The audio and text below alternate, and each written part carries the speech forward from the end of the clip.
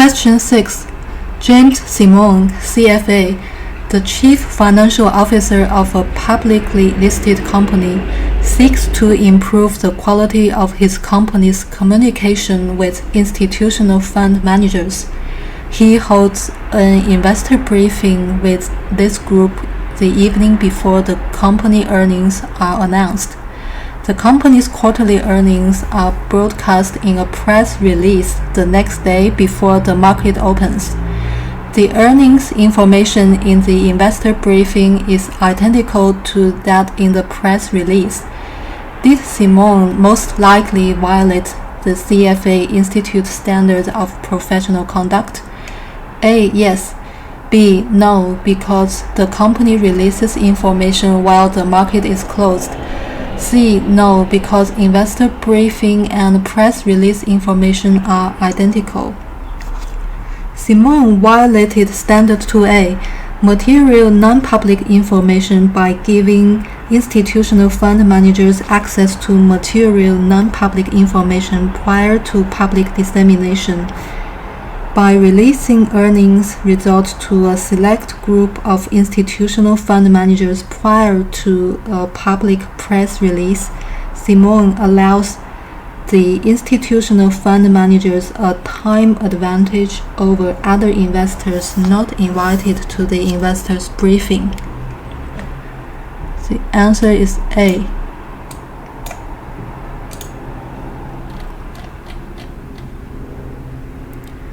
Question 7. Dyna Fairbanks, CFA, is married to an auditor who is employed at a large accounting firm. When her husband mentions that a computer firm he audits will receive a qualified opinion, she thinks nothing of it. Later that week, when she reviews a new client account, she notices there are substantial holdings of this computer firm.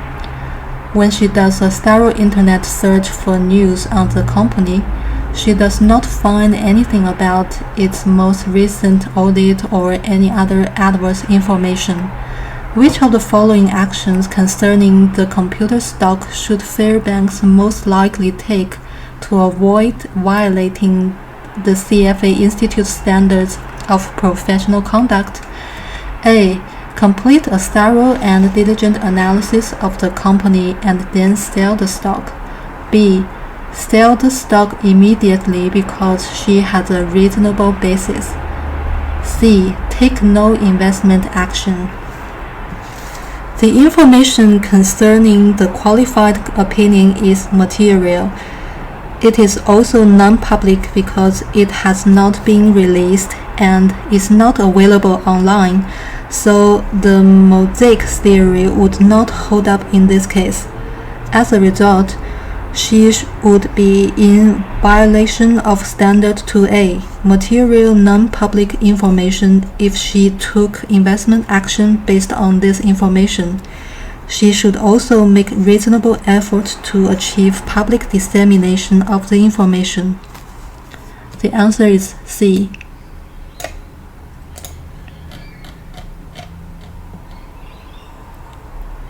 Question 8. Margie Germain, CFA, is a risk management consultant who has been asked by a small investment bank to recommend policies to prevent bank employees from front-running client orders. These clients generally invest in one or more of the bank's large-cap equity unit trusts. To ensure compliance with the CFA Institute standards of professional conduct, Germain should least likely recommend which of the following. Employees should be restricted from trading A. Equity-related securities. B. Without prior permission. C. During established time periods. Although Standards 6B, priority of transactions, is designed to prevent any potential conflict of interest or the appearance of a conflict of interest with respect to personal transactions, it does not ban employees from trading securities. a ban on all equity-related securities could be excessively restrictive to employees and unnecessary if appropriate personal transaction policies and procedures are in place. The answer is A.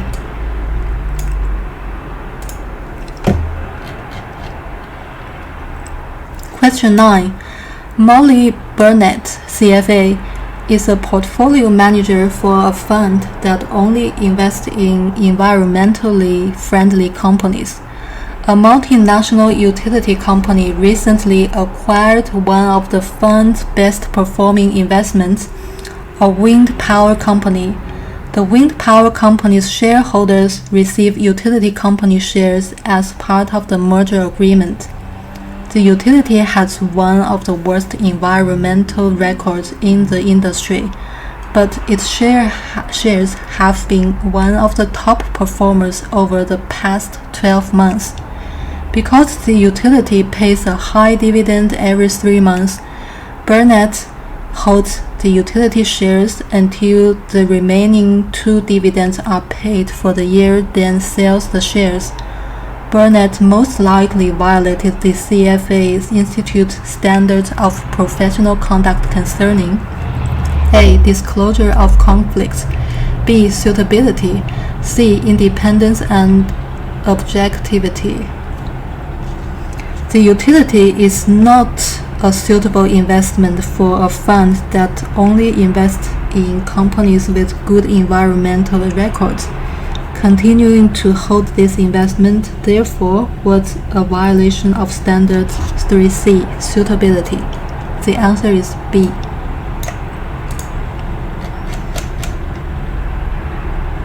Question 10. John Mayer, CFA, is a compliance officer for Family Estate Planning LLC, a private wealth consulting firm.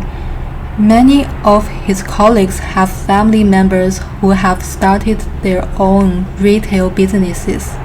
Some of Mayer's colleagues have been asked by relatives to serve as non-executive directors or advisors to their companies. Mayer should most likely recommend which of the following policies to ensure compliance with the CFA Institute Standard of Professional Conduct. A. Require employees to declare all income sources annually. B. Require employees to declare all outside business interests. C. Prohibit employees from becoming directors or advisors. Standard 6A. Disclosure of conflicts requires the disclosure of conflicts. For Mayer to understand what potential conflicts of interest employees may have with the firm and with their clients, he would need to know the outside interest of each staff member. The staff members themselves may not know enough about the company and its clients to disclose those interests that would present a potential conflict. Therefore, it may be best to have all employees declare their outside business interests on an annual basis, so Mayer can make the determination as to what outside business interests need to be disclosed to clients.